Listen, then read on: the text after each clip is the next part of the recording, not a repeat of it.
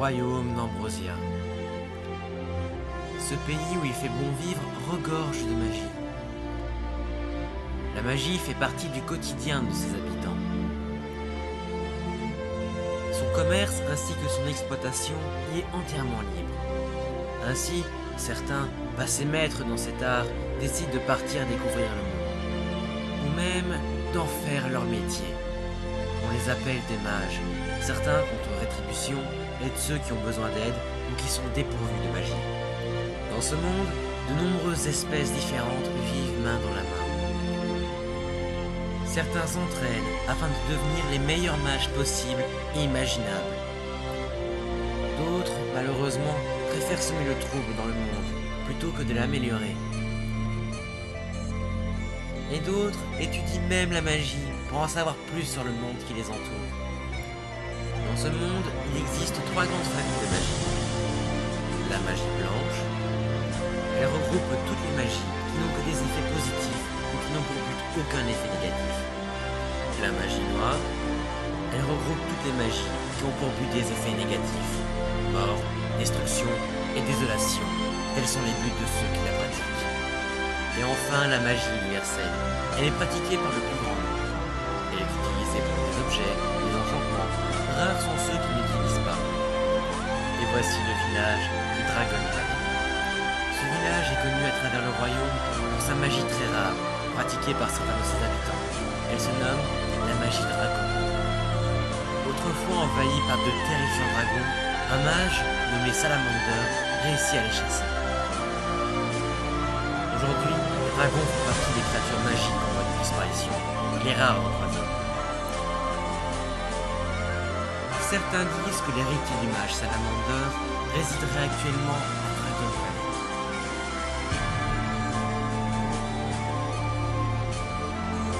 Si c'est le cas, il serait alors le mage dragon, le plus puissant qu'ait jamais connu Dragon Valley.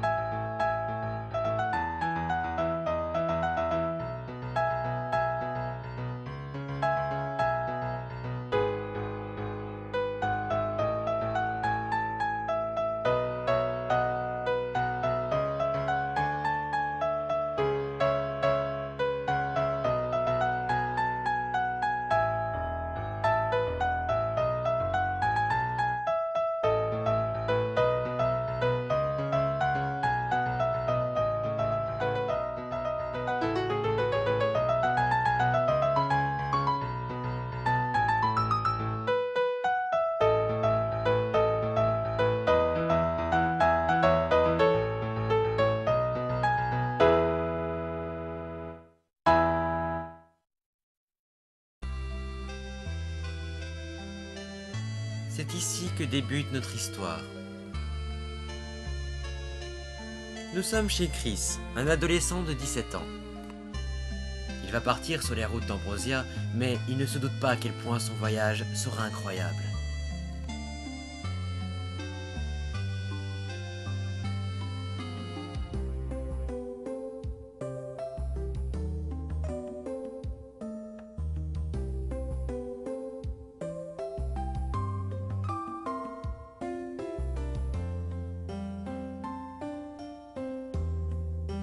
Aujourd'hui est un grand jour. C'est celui de mon départ.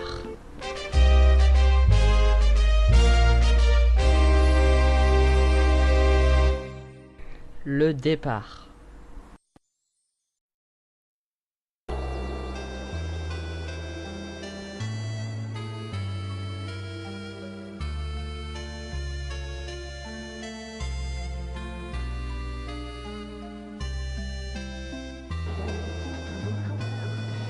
Salut Chris. Comme je te le disais, ma mère veut te voir dans son labo. Et tu sais pourquoi? Pour la dernière fois, non. Si elle l'avait fait, je te l'aurais dit. Je suis pas voyante. Je sais, tu es une exide, pas une voyante. Je me demande s'il comprend l'ironie.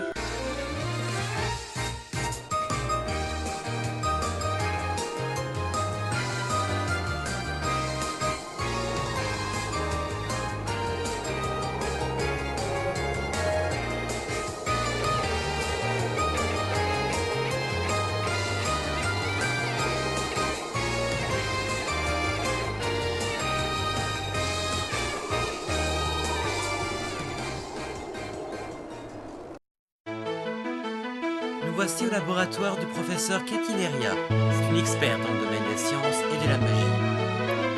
Elle étudie principalement les différences entre les différentes créatures qui peuplent le monde. Non, mais voilà quoi. Et là, je lui dis, mais c'est impossible. Et donc, elle me répond, mais si. Enfin bon, t'as compris ce qu'elle veut faire. Oui, comme une sorte d'auto-entrepreneur. Oui, voilà, exactement. Mais elle est pas assez futée. Et là, elle me répond, je demanderai de l'aide à Fatou. Ah non, mais je sais pas comment on fait, moi, ça. Et oui, et c'est ce que je lui ai dit. C'est à se demander si elle a... Je sais pas, moi, un frère, une sœur, un père. Exactement. Enfin bref, je te rappelle plus tard, le jeune homme que j'attendais a enfin daigné se montrer. Bonjour, mon garçon.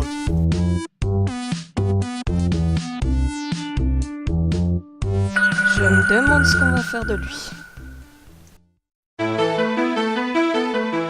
Ah, Chris, tu dois te demander pourquoi je t'ai fait venir ici. À mon avis... Chut, c'est moi qui parle.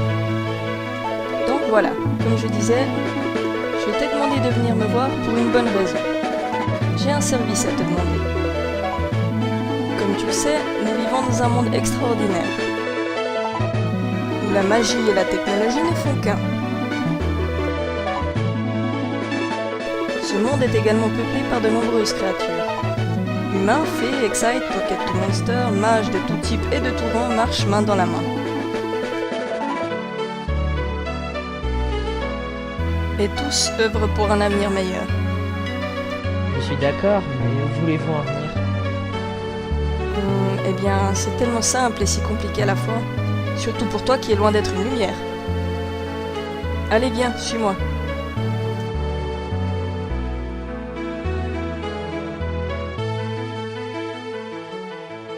Tiens, regarde, il s'agit de Pocket to Monster, tous issus de la même espèce. Je les étudie afin d'en apprendre plus sur leur comportement.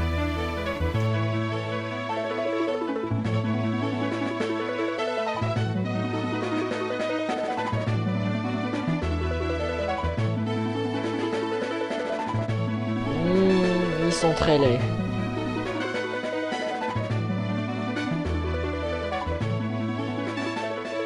Merci pour ce commentaire très constructif, Chris. Je tiens juste à te préciser qu'ils sont très susceptibles et qu'ils risquent tôt ou tard de se venger. Donc fais attention.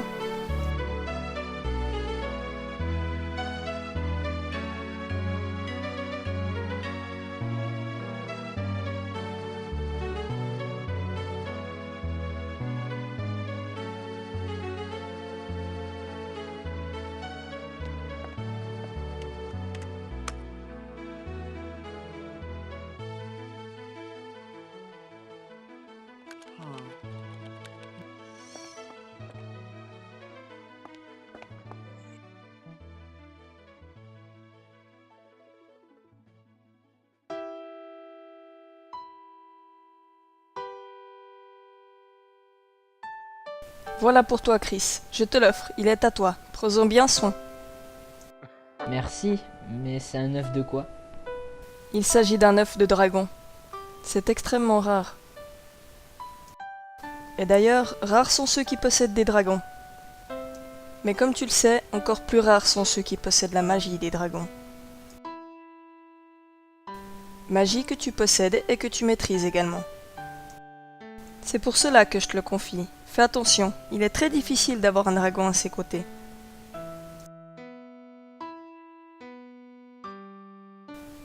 D'ailleurs, je pense que tu auras sûrement du mal à t'entendre avec lui les premières semaines. Il ne t'obéira pas. Tu devras apprendre à communiquer avec lui. Lui, par contre, ne communiquera pas. Mais si tu en fais un ami, il te sera d'une aide très précieuse. Mais bien sûr, ma connaissance sur les dragons reste basée sur la théorie. C'est également pour ça que j'ai décidé de venir habiter à Dragon Valley, pour en apprendre plus à leur sujet. Ce qui m'intrigue le plus, c'est que les mages de Dragon Valley ont plus de chances de posséder cette magie. Et toi, tu es spécial. Depuis le jour où je t'ai rencontré, j'ai senti cet immense pouvoir en toi. Et cela s'est confirmé quand je t'ai fait cette série de tests.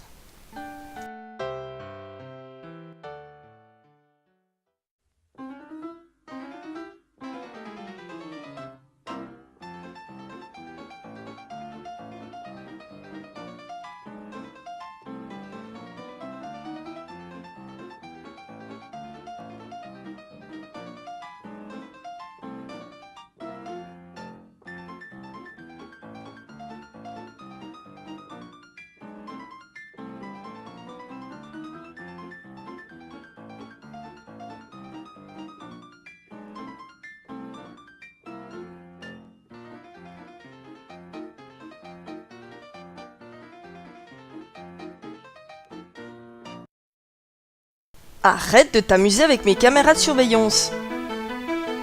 Enfin bref, comme je le disais, tu as un grand pouvoir et c'est pour cela que j'ai une mission à te confier. Je voudrais que durant ton voyage, tu récoltes un maximum d'informations sur les différentes créatures que tu rencontreras. Et pour cela, je vais te confier un Volt Kit. Il s'agit d'un appareil de télécommunication très moderne. Il te permettra d'obtenir des informations sur tes adversaires et sur les créatures, ainsi que de téléphoner, de te repérer et également me transmettre des informations. Voilà, maintenant pars et découvre l'incroyable monde qui nous entoure. Et surtout n'oublie pas, l'œuf de dragon n'éclorera que si tu te trouves sur la colline draconique de la ville. Le dragon sera soit vert, rouge ou violet, donc bonne chance, je te conseille de lui parler, cela influencera peut-être sur son futur état. D'accord. Merci professeur Catileria, vous pouvez compter sur moi.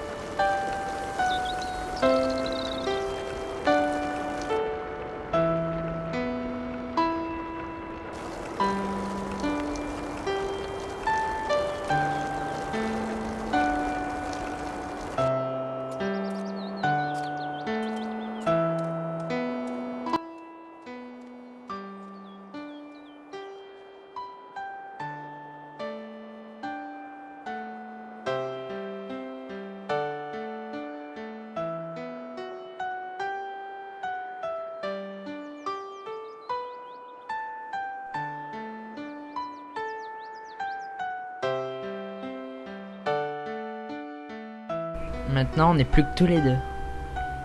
D'après le professeur, il sera difficile de communiquer avec toi. Mais je sens qu'on va devenir amis. Deux dragons ne peuvent que s'entendre, tu penses pas?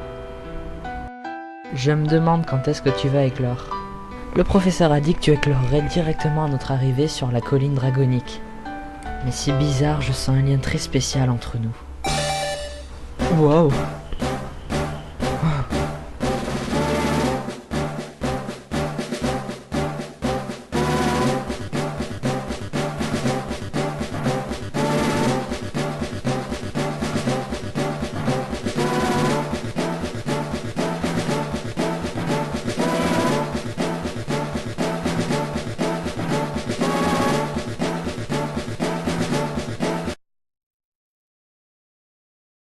Professeur, c'est incroyable.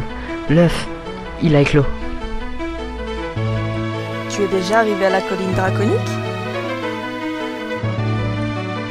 Non, je suis sur une aire de pique-nique près de la forêt de Bourgeron.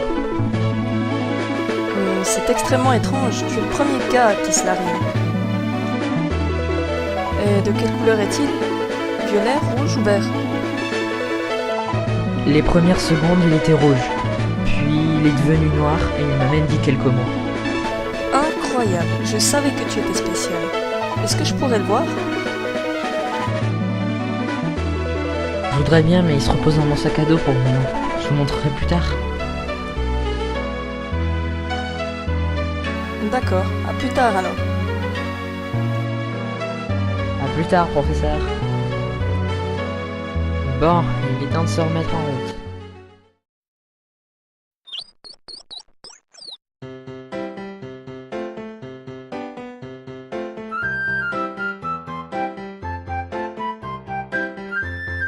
Bon, allez, faut qu'on se dépêche pour arriver à l'auberge la plus proche avant la nuit. Oui, je suis d'accord. Hé, Chris, regarde comme elle nous ziote, la meuf là-bas. Oui, c'est vrai, je dois lui plaire. Au fait, je t'ai dit que tu t'améliores, tu parles mieux en mieux français. Hé, toi là-bas, avec le dragon! Viens voir un peu par là. Tout de suite!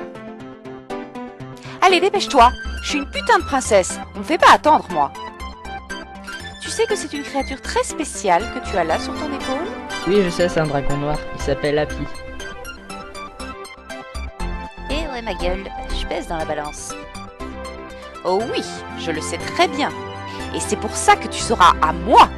Et comme je suis généreuse, je te fais une offre. 15 000 S-Flouz. Ça, jamais, même pour 1 million d'S-Flouz. Vraiment? Même pas pour 1 million de S-Flouz? Bon, c'est vrai que pour 1 million, il y a de quoi réfléchir quelques minutes. Hey! Quoi? J'ai dit réfléchir, j'ai pas dit que j'allais vraiment te vendre. Mais c'est pareil. Non, c'est pas pareil. Non mais c'est bon, ça suffit les deux idiots. Donc j'imagine que tu n'acceptes pas mon offre. Donc prépare-toi, je vais t'éclater, mais pas sur place, sur le petit terrain derrière toi.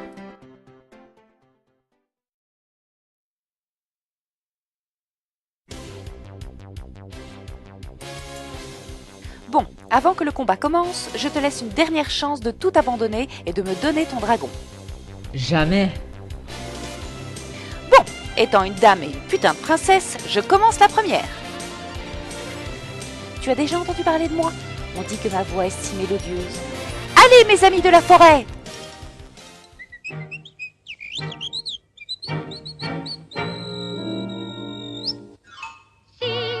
Elle est sérieuse là? On devait se dépêcher pour aller à l'auberge près de la forêt avant la nuit, et on perd notre temps pour ça. Vas-y, laisse-moi lui marave sa race. On est une équipe, donc on lui marave sa race à deux. Je me demande ce qu'il prépare. Il doit être en train de faire ses habits. Tu es vraiment trop une putain de princesse blanche. Allez, on fonce.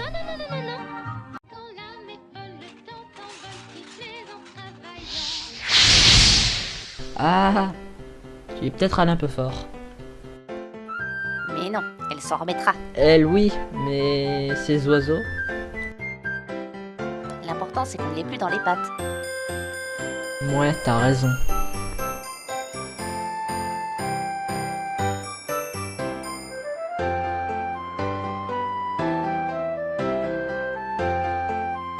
Et Chris, c'est normal si un vieux en robe vient vers nous. Mon coup n'est pas fatal, mais je fais parfois mal. Souvent je suis dressé et sans bon la marée. Qui Je suis sais pas, un phare breton. perdu? C'est ma bite. Bon, bref, vous voulez quoi? Et je sais plus. C'est pas contre vous, mais il ne me reste plus beaucoup de temps. Non plus. Je suis parfois... On quittera jamais cette ville.